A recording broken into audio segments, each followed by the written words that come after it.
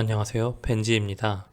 인생을 살다 보면 여러 가지 어려운 상황이 닥칠 때가 많은 것 같습니다. 그때마다 어떤 수학 공식과 같이 정답이 있으면 좋겠다는 생각을 합니다. 어려움을 겪을 때는 모든 것을 신중히 선택해야 하며 그때마다 정답이 없는 주관식 문제를 푸는 것 같아 답답하고 번민에 빠지게 됩니다. 이렇게 삶이 힘들고 어려움이 닥쳤을 때 옛 성현들의 글귀가 저에게 많은 도움을 주곤 하였습니다. 오늘은 다산 정약용의 목민심서 중 2장 율기에 나온 내용을 들려드리려고 합니다. 11가지 조언을 잘 새겨듣고 모두들 힘든 시간을 잘 이겨내고 성공하시길 진심으로 바라겠습니다.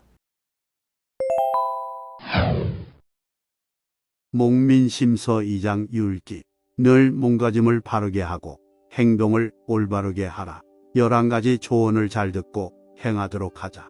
첫째, 옷차림은 늘 단정히 하라. 옷차림이 허술하고 보잘것없어 보이면 백성들이 수령에게 이미 본받을 것이 없다고 생각하게 된다.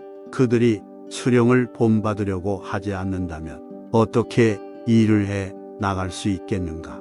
둘째, 갑작스럽게 화를 내지 마라. 갑자기 거칠게 성내는 경향이 있는 사람은 항상 마음속으로 성날 때는 즉시 일을 처리하지 않을 것을 다짐하도록 한다. 그러므로 참을 수 없을 만큼 화가 폭발할 때는 국 참고 즉시 행동하는 일을 삼가도록 한다. 이때 하루가 지난 뒤에 생각하거나 3일이 지난 뒤에 곰곰이 생각하면 사리를 공정하게 판단할 수 있을 것이다. 셋째, 관대하고 너그럽게 대하여 순종하게 만들어라. 아랫사람을 관대하게 대하면 백성들이 수령에게 순종하지 않을 수가 없다.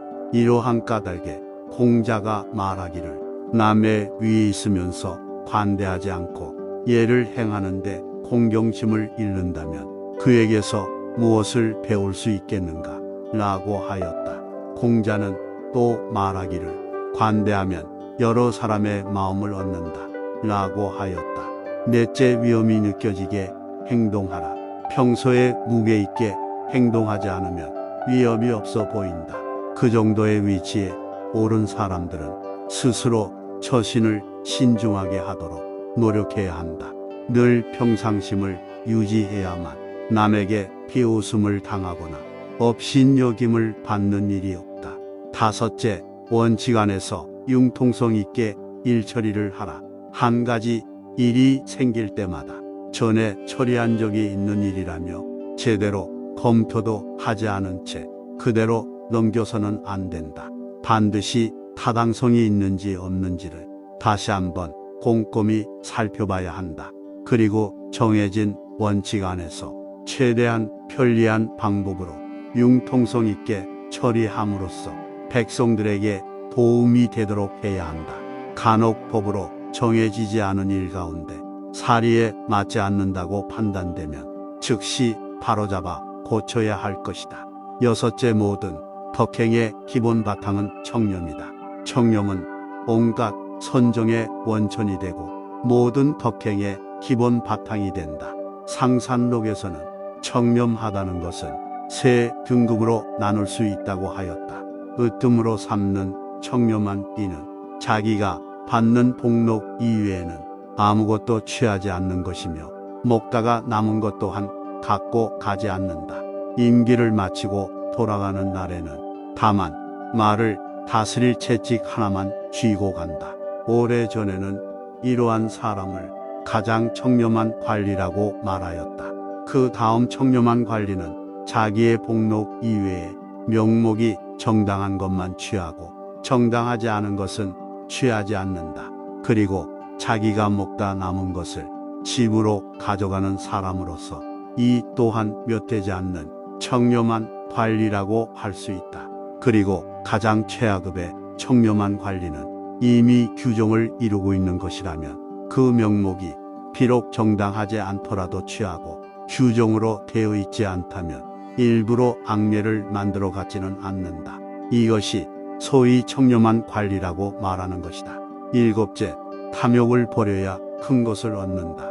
청렴하다는 말을 듣는 사람은 세상에서 가장 큰 장사꾼이라고 할 수 있다.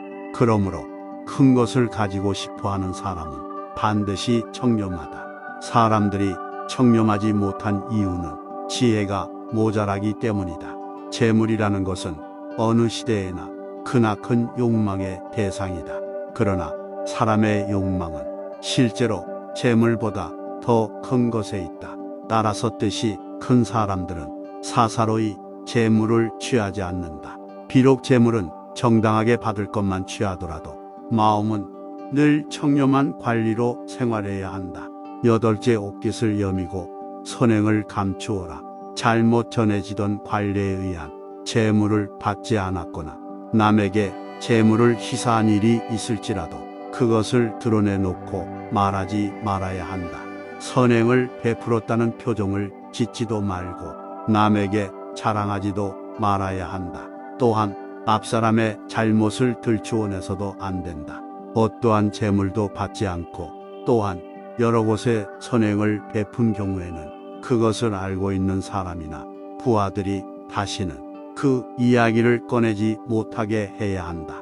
혹시 묻는 사람이 있다면 그렇게 하긴 했지만 앞으로는 아마 하지 못할 것이라고 대답한 후 얼른 다른 이야기를 꺼내야 한다. 이렇게 함으로써 그 일을 더 길게 이야기하지 않도록 해야 할 것이다. 아홉째, 자신에게는 무겁고 남에겐 가볍게 하라. 청렴한 사람이 일을 너그럽게 처리하려는 마음이 없다면 남들이 그를 좋지 않게 생각하기 마련이다. 그러므로 책임은 자신에게 무겁게 지우고 남에게는 가볍게 해야 한다. 또 사사로운 청탁이 행해지지 않는다면 비로소 그는 청렴한 사람이라고 말할 수 있다. 자기 자신을 다스리고 백성에 대한 예의를 갖추듯 남을 대하면 좀처럼 원망을 사지 않을 것이다. 열 번째, 집안을 올곧게 다스리는 것이 모든 시작의 근본이다. 자신의 몸가짐을 바르게 한 뒤에야 집안을 바로 이끌어 갈 수 있고 집안을 바르게 이끌게 된 뒤에야 나라를 다스릴 수 있다는 것은 온 세상에 통하는 원칙이라고 할 수 있다.